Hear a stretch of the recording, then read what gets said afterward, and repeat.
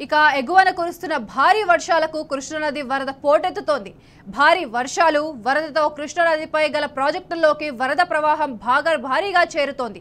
మహబూబ్ నగర్లో ఉన్న జూరాల ప్రాజెక్టుకు వరద నీటి ప్రవాహం అధికంగా ఉండడంతో ప్రాజెక్టు గేట్లు ఎత్తారు. ప్రస్తుతం ప్రాజెక్టుకు 74,000 క్యూసెక్కుల ఇన్ఫ్లో ఉండగా 8 గేట్లు ఎత్తి నీటిని దిగువకు వదులుతున్నారు. ఈ నీరంతా దిగువన గల శ్రీశైలం ప్రాజెక్టులోకి చేరనుంది. కాగా మే నెలలో జూరాల గేట్లు ఎత్తడం ప్రాజెక్టు చరిత్రలోనే ఇది మొదటిసారి అని అధికారులు పేర్కొన్నారు.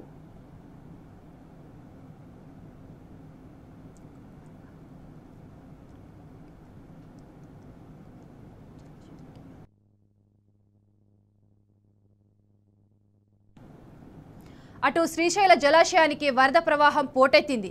ఎగువ పరివాహక ప్రాంతాలైన జూరాల, సుంకేశల నుండి భారీగా వరద వచ్చి చేరుతోంది. జలాశయానికి 59,938 క్యూసెక్కుల ఇన్ఫ్లో వస్తోంది. ప్రాజెక్టు పూర్తి స్థాయి నీటి మట్టం 885 అడుగులు కాగా ప్రస్తుతం నీటి మట్టం 826 అడుగుల మేర నీటి చేరుకుంది. పూర్తి నీటి సామర్థ్యం 215.807 టీఎంసీలు కాగా ప్రస్తుతం 45 టీఎంసీల నీరు నిల్వ ఉంది. మరోవైపు వరద కారణంగా కుడి, ఎడమగట్టు విద్యుత్ కేంద్రాల్లో విద్యుత్ ఉత్పత్తి నిలిచిపోయింది.